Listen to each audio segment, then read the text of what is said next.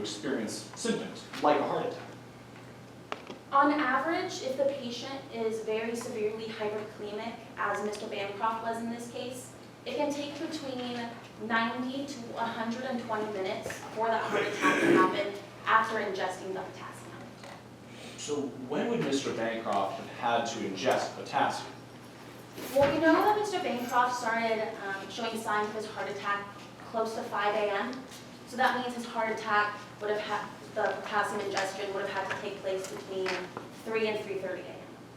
To be clear, Dr. Edmond, was Mr. Bancroft informed of his condition?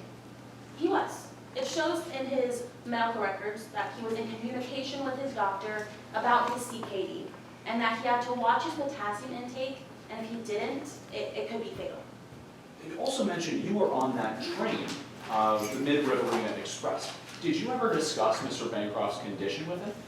I did, yes. During my time on the train, I had a conversation with Mr. Bancroft where he talked about his CKD and that he told me he had to watch his potassium intake, and if he didn't, it could be deadly for his health. Dr. Edmond, I want to show you something. Approaching opposing counsel with what has been previously marked as 40B. Approaching the witness in turn. What's this? This is a concentrated banana extract. And could something like concentrated banana extract kill Mr. Bancroft? It could. This is an extremely high concentration of potassium. If a high enough dosage was given to Objection, Your Honor. At this time, opposing counsel has not entered this bottle into evidence, but they're describing its contents and talking about the contents of that label without the jury being able to see it. We'd ask that they enter it before they continue discussing it. Response? Your Honor, I was intending to lay further foundation as to how she used this bottle and come to your conclusion, but if the defense would like for us to admit it now, I'm certainly more than happy to do so. Lay the foundation, counsel. Yes, Your Honor. No. Continue. Objection is under advisement. Yes, Your Honor. Dr. Edmond, you were telling us whether this could kill Mr. Bancroft. Would you please continue? It could. If this is a high concentration of potassium. If a high enough dosage of potassium-rich substance was given to Mr. Bancroft, it could have spiked his potassium levels and killed him. Dr. Edmond, forgive me. The only thing I know of that has a lot of potassium in it is a banana. Could a banana have killed Mr. Bancroft? No. There's not enough potassium in a banana to have spiked to the level of potassium in Mr. Bancroft's bloodstream at the time of his death. And have you seen something like this bottle, Exhibit 40B, before? I have. The banana on this label resembles a banana label I saw during my time on the train. Where did you see this label? Well, we had a stop during the train ride at a town called Hondorf, and during that time I saw a label that resembled the banana on this in Ms. Hobson's hands.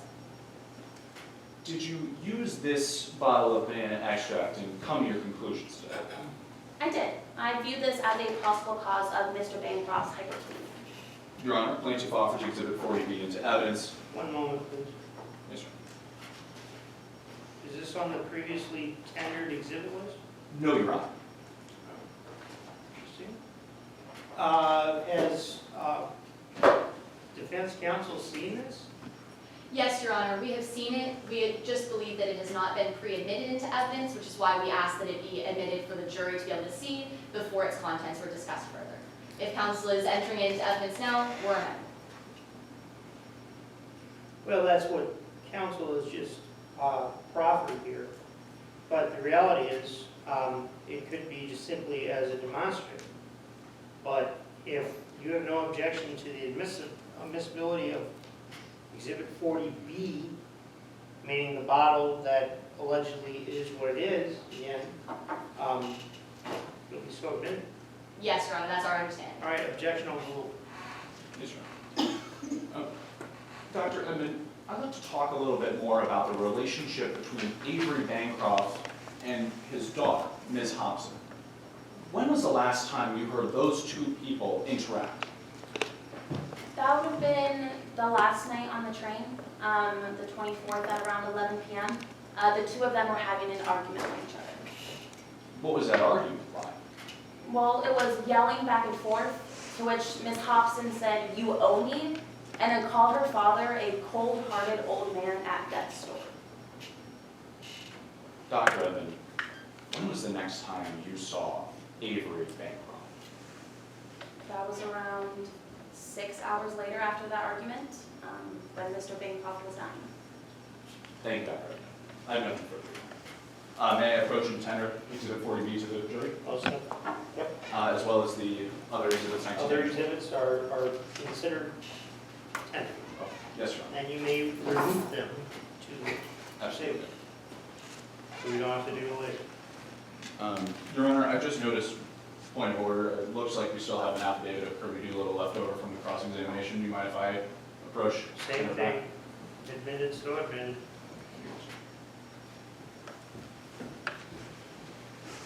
Mr. Aaron's, you can grab these two off, or these three off the top of the council, or the judge's tables, Yes, Your Honor. so you don't forget them. Yeah, if there's something you're gonna use again. If there is, I'm not going to use them again, Your Honor. is but I there can anybody approach. else that's gonna use them again? Not from our side. no. Anybody from your side? Your Honor, we have our own copies of the exhibits. Fantastic. Yes, Your Honor. Take them, Take them? take them. Okay. If they're gonna introduce their own copies, take them, you keep yours, they keep theirs, and you missed yours.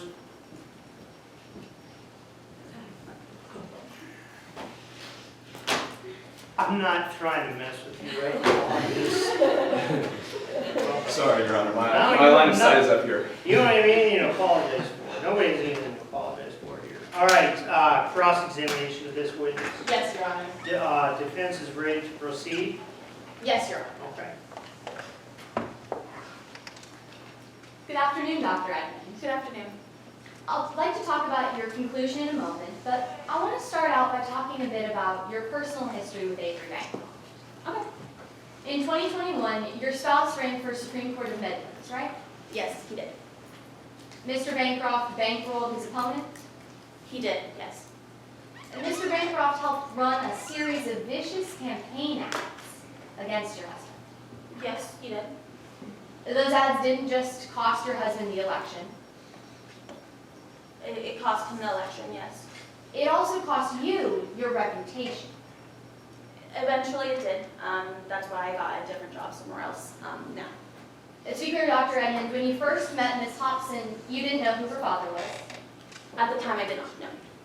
But as soon as you found that out, your opinion of her immediately soured, right? It did a little bit. I mean, my opinion on Bancroft wasn't the best, so sometimes it coincides. But I didn't know Hobson on a personal level. You did believe that Ms. Hobson had a hand in those acts that ruined your and your husband's careers. A little bit. I didn't know how much, but it could have. She could have. Dr. Edmond, I'd like to talk a little bit more about your time on the train. You interacted with another passenger there, right? Alex Silva? Yes, I did. He was one of the passengers there. The two of you talked on an expedition you went on. Yes, we did. And on that excursion, Mr. Silva brought up Mr. Bancroft's name to you. He did.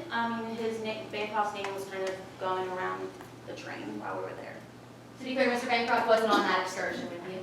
No, he wasn't. Mr. Silva also brought up something called the Black Bear Casino fire. Yes, as some other people on the train has as well. And as he was talking to you about this, he started to get choked up. He did. He said to you that Mr. Bancroft should meet an equally painful end after what he did. I mean, I didn't really know what he was talking about, but Silva did say that. Dr. Edmond, I'd like to talk a bit more about your conversations with Mr. Bancroft. Okay. Specifically, the conversation you had at breakfast one. When he apologized to me, yes. Yes, Dr. Edmond, that was also the first time you heard about Mr. Bancroft's chronic kidney disease. It was, yes. The two of you were sitting in the dining car. We were. There were multiple other passengers around. There were a few, yes. He started taking his medicine. Yes, he had lisinopril and Veltassa. He told you he had chronic kidney disease. Yes, stage 3. And he told you that too much potassium, that could be deadly. Yeah, he was talking about communication with the doctors and that he had to watch his potassium intake. At that time, Ms. Hobson joined the conversation. She didn't join that specific conversation. She was standing behind me though. She came and asked her father a question. Yes, about some medication. You told her a joke, I did. and she laughed. She did. One of the other employees on the train laughed, I believe so. Yeah. and one of the other passengers heard your joke and laughed too. I mean, they may have, yes. You realized at that time that you and Mr. Bancroft had been speaking pretty loudly. I mean, we were speaking at a different, decent volume. I don't know what other people heard though. Dr. Edmond, you were speaking so loudly it's possible that anyone in that car heard you. They could have, but I don't know what they heard or if they even heard anything at all. Dr. Edmond, I'd like to talk a bit more about your expert conclusion. Okay. You told us that Mr. Bancroft ingested that potassium between 3 and 3:30 a.m. Yes. But you can't tell us how he ingested it.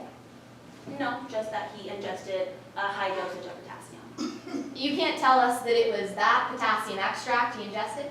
No, but during my time on the train, that was the only potassium extract I saw the entire time.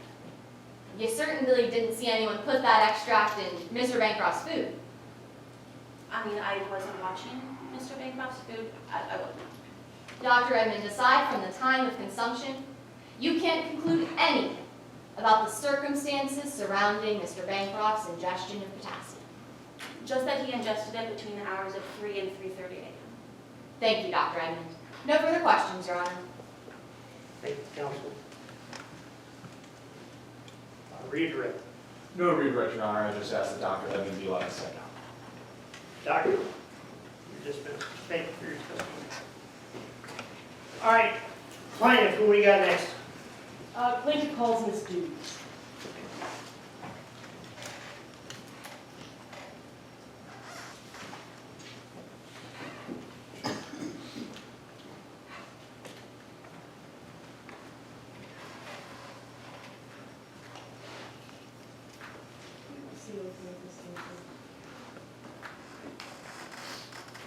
May I proceed? Yes, ma'am. Good afternoon. Please introduce yourself to the members of the jury. Hi, my name is Plaintiff. Why don't you tell the members of the jury a little bit about yourself? I have a YouTube account, and I love spending time outdoors. I'm a very outdoorsy, nature-oriented person. So my YouTube account focuses around bird watching. I'd like to direct your attention to April 25th, 2024. What were you doing that day? That was the day I was on the train when Avery Bancroft died. How did you end up on the train? Well, I was on a trip with Taylor Hobson, who's now my ex. I was really excited to see all the birds, especially the emus. It was so funny working. And Ms. Dews, just to clarify for the members of the jury, by Taylor, you mean the defendant, Taylor Yeah. Hobson? Now, when you were on the train, do you remember making a trip to Hondorf? Yes, that was on the 23rd. What did you do there? Well, Taylor and I did some shopping. We went to this one store, it was a craft store, Shear's Tool Craft. Do you remember buying anything there? Well, we didn't buy anything, but we were looking at this bottle of banana extract for a while. Taylor kept saying that she wanted to buy it. Your Honor, permission to retrieve Exhibit 40B from the members of the jury. Granted. I'm now approaching Ms. Dews. Ms. Dews, what did I just hand you? Yeah, this is the bottle that we were looking at for a while in the craft store. I recognize it because the banana label on here reminds me of a Kill Bill toucan. They kind of look like bananas, their chest does, and they also eat bananas. Ms. Dews, you can go ahead and set that aside. Around what time do you remember being in Cher's Tool and Craft? Well, we were in there sometime between 6 and 7 p.m. While the train was stopped, and then we did start to head back around 6:45. So, when did you get back to the train? Well, I got back to the train around 6:45, but Taylor, she decided to head back to grab some few minute items, so I just asked that she give me some sunscreen and sunglasses. I wouldn't want to get burned watching the birds. So I just want to clarify, that's at 6:45? Yes. Would you be able to recognize a receipt from the store that took place around that time? Approaching opposing counsel, good morning. I am approaching Ms. Dews with the same. Your Honor, would you like a courtesy copy? Yes, please. Ms. Dews, what did I just hand you? This is a receipt from Sheriff Stonecraft. And what time was it issued? At 6:57 on the 23rd. Is this a fair and accurate copy of that receipt since you last saw it? Yes. Plaintiff moves at 31 to evidence. Any objection? Yes, Your Honor, objection to misleading the jury, if I may be heard. I'm curious to hear this, okay? Yes, Your Honor. By having this witness testify that this is a receipt from Taylor Hobson is misleading the jury, as the defense has on a good faith basis that this witness does not know that Ms. Hobson purchased the items on And this you have an list. opportunity to present that on cross-examination. Objection overruled. Yes, Your Honor. Yes, Your Honor. Ms. Dews, can you please tell the members of the jury what type of items are listed on this receipt? Yeah, so there's sunblock and sunglasses, which I did ask you bought for me. And then there's also concentrated banana extract. And can you see on this receipt how that purchase was made? It was paid by cash. Did Taylor Hobson pay cash? I believe she was carried cash on her. You can go on that side. Let's talk about the time you spent with both the defendant and her father. Was there any instances on the train where the three of you spent time together? Yeah. There was this one time that Taylor's dad invited us both over for tea. When was that? That was in the afternoon of the 24th. So why don't you tell the members of the jury what that looked like? Well, it was a pretty awkward situation, definitely. I just knowing how bad their relationship was, but we walked in and Taylor's dad was on the phone and yelled into the phone, "No child of mine will ever get a cent from me." But then he got off the phone and we sat down. And then he offered us a choice between tea and Hero Moonshine. Taylor and I chose the tea. I mean, I had bird watch the next day. I couldn't be hungover. So what did you guys talk about? Well, Taylor's dad broke the silence and said, "What do you want this time?" And then he yelled again, saying, "Look, we both know what it's about. You called reconciliation. You showed up out of the blue. You want something. You've been like this since you were a kid when you were asking for money for your mom." Objection, Your Honor, to hearsay as to Avery Bancroft's statements. Your Honor may be heard in the room. Okay, please, response. Pursuant to Rule 801, hearsay is an out-of-court statement being offered for the truth of the matter asserted. We're not offering the statements of Avery Bancroft for the truth of the matter asserted. So why are you offering the statements to begin with? We're offering them for the defendant's motive and subsequent action. Now, it's the plaintiff's contention that this is the moment that the defendant poisons her father. These statements offer to serve the motive of the defendant to Okay, deliver. all right, okay, I see where you're going. Can you cite the specific rule that allows for that? 801, Your Honor. No, 801 is what was just cited as far as a statement out of court made for the truth of the matter asserted. Now, you're jumping that, saying, no, that doesn't matter because it goes to motive. Where's that exception? Where? There is no rule of inclusion for hearsay, Your Honor. 801 is a rule of exclusion. So we're not offering this for the truth, we're offering it for another purpose. Which Okay. is, How can you base, what do you base that on? the rule, Your Honor. Pause time right now, please.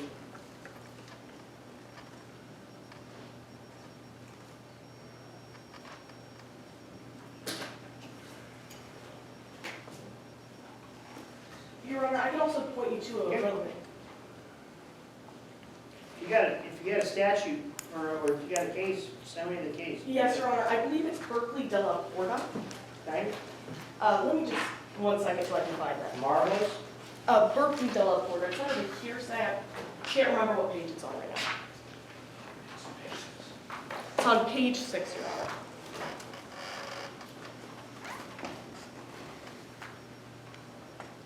Honor. Here, That's- yeah, that's Your Honor.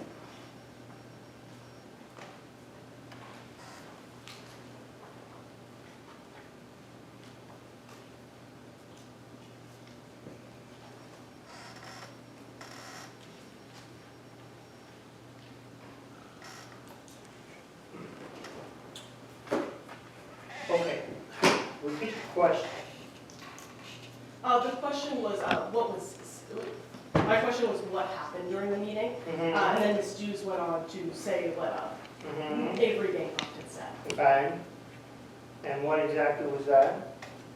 She said, please, we both know what this is about. You call asking for reconciliation. You've been like this since you were a kid when you were asking for money for your mom. Is that defense's recollection as to what the witness's testimony was? Yes, Your All Honor. right, objection is overruled, although well argued on both sides. Give the opportunity to cross. Yes, Your Honor. Ms. Dews, what was the last thing that Mr. Bancroft said to the defendant? That you've been like this since you were asking for money for your mom. What was the defendant's relationship with her mom? Do you know? It was pretty close, definitely. All I know is that she really didn't know her father until adulthood, so it must have really been her mom. So what did the defendant say back to her dad? Well, she yelled back, she died, you idiot, because you were too greedy to pay for her treatment. So then how did you react to all of this? Well, I was just very uncomfortable, so I just started reading her was in front of me. And I made the mistake of bringing it to Taylor, and I just thought it would help, but it didn't. What do you mean it didn't? They just kept arguing. Taylor was saying that her dad ruined her life, so I just decided to leave. So when you left, who was in the room? Taylor and her dad. Was there anyone else? After I left, no. Did you take that bottle of Kira moonshine you mentioned earlier with you? No. So when you left, was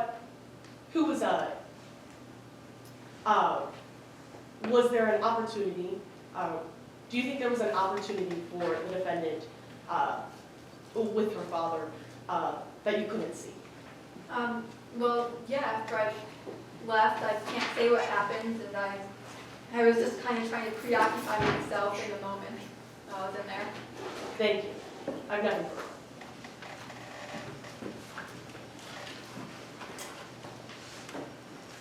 Defense, Yes, Your Honor. you proceed. You want to check your time, too.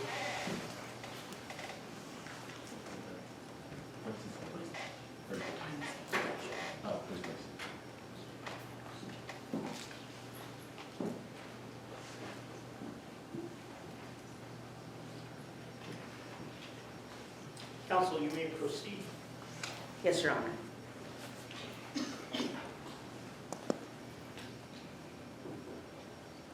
Hi, Ms. Dews. I first want to start by mentioning something you mentioned on direct. Now, you still have that receipt in front of you? Yes, I do. Now, this receipt, you never saw Ms. Hobson with it? No, I did not. You don't know for sure that she purchased any banana extract? That specifically, no, but I know I did ask her for the other two items. You didn't see her with this receipt specifically? No. You never saw her with any banana extract outside of that store? I did not. And something else you mentioned on direct, you said that there was a phone call that Mr. Bancroft had. Yes, when we were entering the room for tea. Now, that statement he made about sending more money than someone deserved, no child of mine will ever see another cent from me. That wasn't towards Ms. Hobson. It wasn't directed at her, no, she was on the phone. He was on the phone with Ms. Shahid, correct? I believe, he was on the phone. Specifically, he said Shannon's name. Yes, So he's on the phone with Ms. Shahid. yes. All right, now, I want to move on a little bit to your jobs. Now, you're currently in social media. Yes, my channel is for going. But in 2020, you decided to be a volunteer firefighter. Yes, with the pandemic, I couldn't really travel, so I decided to do something for the community instead. And that job as a firefighter, it was exhausting. Yes, it was. It was emotionally taxing. Yes. But you decided to stick with it. Yes, I did want to do something for the community. But your final straw was the Black Bear Casino fire, correct? Yes, yeah. That was a pretty bad fire. A lot of people died. In fact, you nearly died yourself. Yep. Yeah. I almost died, but another firefighter carried me out. His name was Archibald. He didn't make it though. So you had retired from firefighting after that event. Yes, yeah. I decided I need to step away. All right, I want to move on a little bit to the actual event. Now, on April 22nd, you had a conversation with a man named Alex Silva, correct? I did. Now, you know Alex Silva because you both were firefighters at the same time, yes? Yes. And you both were impacted by the Black Bear Casino fire. Yes, I don't think it could have not impacted anyone. In fact, I apologize. In fact, Mr. Silva and you both believe that Avery Bancroft set that fire. I think it's pretty likely, but I guess there's never really been any concrete proof. Well, I want to talk about the morning of the 25th. Now, you and Ms. Hobson were woken up that morning, correct? Yes. Roy Shelton coming woken you up, Yeah, he was barging on our door. and you guys went to Avery Bancroft's cabin. Yes. While you were there, you noticed a note on his floor, correct? Yes. You would recognize that note if I showed it to you today? Yes.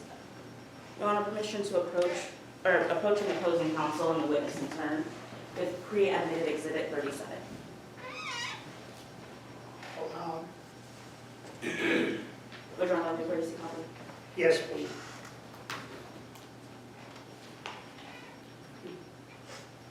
Now, this is that note you saw. Yes. Yes. Just listen along, read along silently as I read aloud. It's time to pay for your choices. Confess or burn. I read that correctly? Yes, you did. Now, Alex Silva, you agree that he is a firefighter?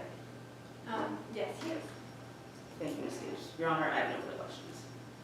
Permission to retrieve the exhibit from the witness. Certainly. I retrieved from the bench as well. Do you have any regret? No, Your Honor. We just asked that Ms. Duesby not step down, and I republished it to the phone feed, and that was So Dean, and if you can return a copy of the receipt to Absolutely. counsel.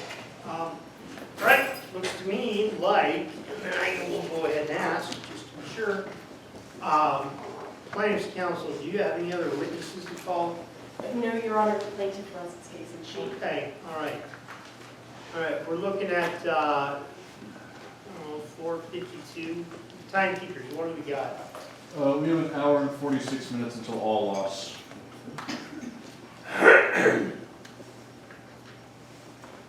Do y'all want to take a break for 5, 10, 7, 8, 12 minutes?